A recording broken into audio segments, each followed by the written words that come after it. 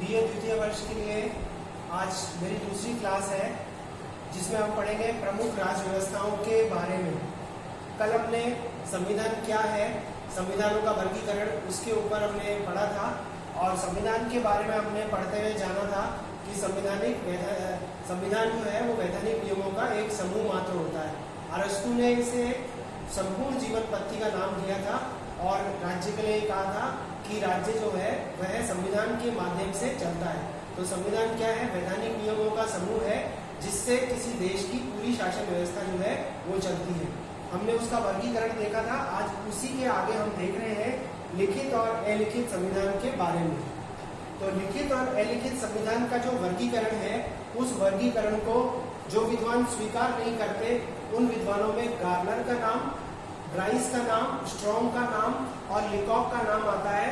जो इस वर्गीकरण को स्वीकार नहीं करते वे जो है ये मानते हैं कि लिखित और अलिखित संविधानों का जो अंतर है वो क्या है? एक छलावा है, एक झूठ है। गार्नर ने कहा है कि लिखित अलिखित संविधानों में केवल मात्रा का अंतर है, प्रकार का नहीं।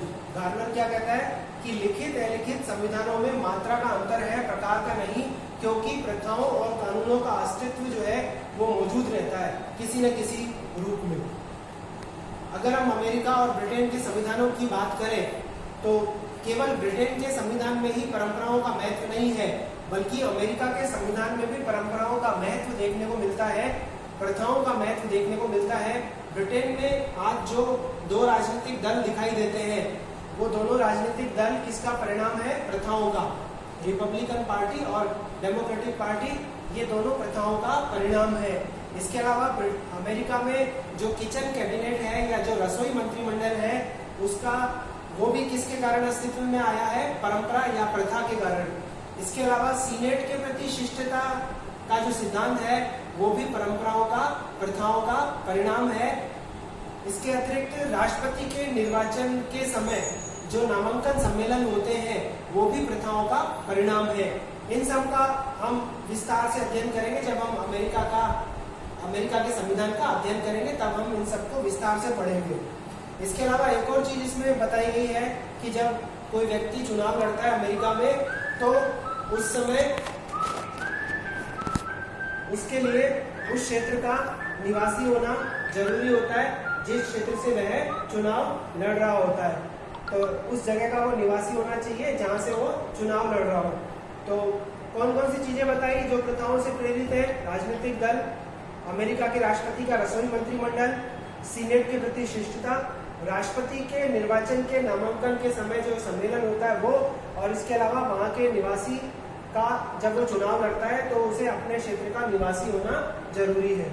तो लिखित और अलिखित संविधानों में गार्नर कहता है केवल मात्रा का भेद है, प्रकार का भेद नहीं है, क्योंकि ब्रिटेन का संविधान हो चाहे अमेरिका का संविधान हो या अन्य देशों के संविधान हो, उनमें प्रथाओं और कानूनों का अस्तित्व होता है, जिसके कारण ये जो अंतर है लिखित और अलिखित संविधान का वो मिथ्या प्रतीत होता है।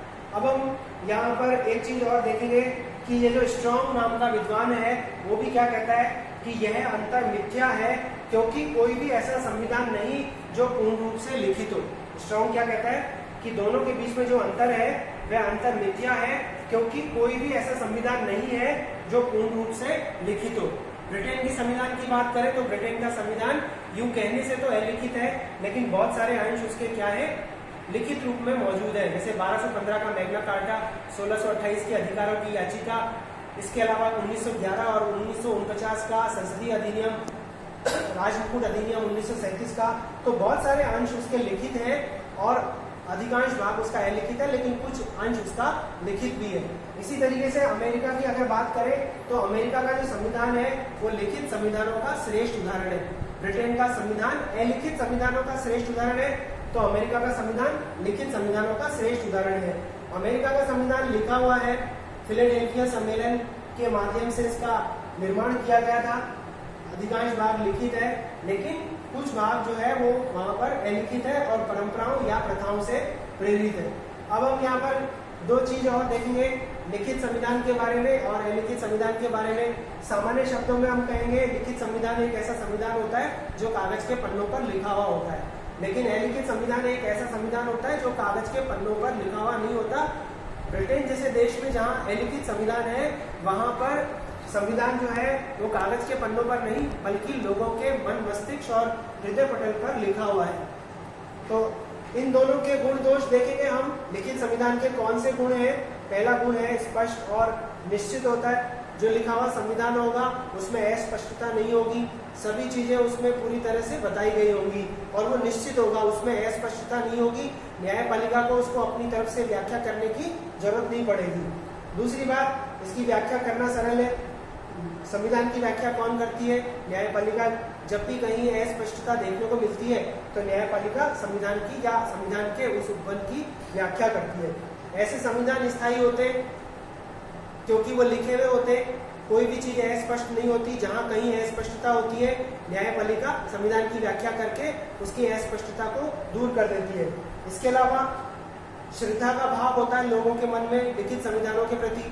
हमारे देश की जनता को देख लीजिए, हम सभी भारत के नागरिक हैं, हम सभी संविधान का सम्मान करते हैं और उसको श्रद्धा देते हैं और उसके अनुसार अपना आचरण निर्धारित करते हैं। सरकार किसके अनुसार चलती है? संविधान के अनुसार चलती है और न्यायपालिका उस संविधान की रक्षा करती है।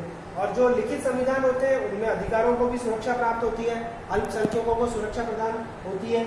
अब अगर गुणों के बाद दोषों की बात करें तो कई बार क्या होता है कि लिखित संविधान क्रांति का कारण बनता है। इसके पीछे कारण क्या है कि लिखित संविधान अधिकांशतः कठोर होते हैं और जब उनमें परिवर्तन नहीं हो पाता तो उसके लिए क्रांति होती है। इसके अलावा अधिकारों की रक्षा के लिए यह आवश्यक नहीं है कि संविधान क्या हो, लिखित हो। मतलब अलिखित संविधान भी होगा तो भी अधिकारों की रक्षा करने का दायित्व सरकार का होगा।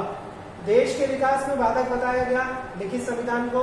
यहाँ कहने का मतलब सिर्फ इतना सा है कि अगर देश काल की परिस्थितियों के अनुसार संविधान में परिवर्तन नहीं होता है तो उस समय ये जो संविधान होता है वो बाधक बन जाता है। इसके बाद अगर हम अलिखित संविधान की बात करें तो अलिखित संविधान में परिवर्तनशीलता का गुण होता है, मतलब बहुत आसानी से इस संविधान में परिवर्तन हो जाता है। इसके अलावा क्रांति से सुरक्षा मिलती है, जैसे अपन ने यहाँ दोषों में पढ़ा कि कठोरता के कारण क्रांति होती है, लेकिन यहाँ लचीलापन है इसलिए क्रांति से सुरक्षा मिलती है। यह संविधान प्रगतिशील है क्योंकि बहुत लचीला है, देश काल की परिस्थितियों के अनुसार इसको बदला जा सकता है। इसी तरीके से यह संकट काल के लिए उपयुक्त है। कोई भी निर्णय लेना हो, अगर संविधान में संशोधन करना हो तो बड़ी आसानी से संविधान में संशोधन हो जाता है, इसलिए संकट काल के लिए श्रेष्ठ है। इसके अलावा अगर अपन दोष की बात करें तो अलिखित संविधान है तो निश्चित है कि जगह जगह अस्पष्टता होगी, अनिश्चितता होगी और जनता में उतना संविधान के प्रति सम्मान का भाव नहीं होगा जितना कि लिखित संविधान के प्रति जनता में सम्मान का भाव होता है। इसके अलावा जब संविधान लिखित नहीं होता तो न्यायाधीश उसकी समय समय पर व्याख्या करके अपने हिसाब से संविधान को रूप देने की कोशिश करते हैं। तो एक प्रकार से यह संविधान क्या बन जाता है? न्यायाधीशों के हाथों में खिलौना बनकर रह जाता है। और सबसे आखिर में जो दोष है अलिखित संविधान का वो है संघात्मक व्यवस्था के लिए उपयुक्त नहीं है, क्योंकि संघात्मक व्यवस्था की अनिवार्य शर्त होती है कि संविधान क्या होना चाहिए? लिखित होना चाहिए। तो आज हमने क्या देखा? लिखित अलिखित संविधानों का जो अंतर था उसके पीछे जो भी मिथक है उसको दूर करने का प्रयास किया और इसके दोनों संविधानों के गुण और दोषों के बारे में पढ़ा।